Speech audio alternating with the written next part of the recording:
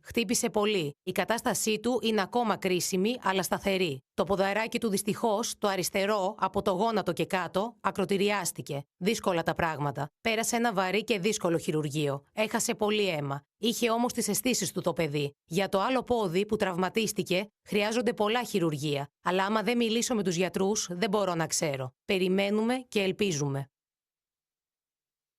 Το παιδί ήταν για ψαροντούφεκο με τον Μάνο Μαλιαρό. Είχαν και τη σημαδούρα. Ο Μάνος το είδε το σκαφάκι. Ο Σταύρος ήταν μέσα στη θάλασσα. Το σκάφος χτύπησε τη σημαδούρα και μετά χτύπησε και το Σταύρο με την προπέλα από 2 μεγάλες μηχανές. Μας είπαν ότι το σκάφος μπήκε σε μέρη που δεν έπρεπε να μπει. Κινδύνεψε η ζωή του γιατί έχασε αρκετό αίμα. Προσπάθησαν όσο πιο γρήγορα να τον πάνε στο νοσοκομείο. Τον πήγανε με τη βάρκα 20 λεπτά σε μια παραλία που είχε ένα ασθενοφόρο ευτυχώς και μετά από εκεί άλλα 20 λεπτά μέχρι νοσοκομείο. 6 ώρες κράτησε το χειρουργείο. Ήταν δύσκολη κατάσταση και παραμένει ακόμη δύσκολη. Ακροτηριάστηκε το αριστερό του πόδι και είναι χτυπημένος αρκετά και ο αστράγαλος από το δεξί του. Μπροστά στα χειρότερα λέμε και δόξα τω Θεώ. Η ζωή είναι το πιο σημαντικό απ' όλα.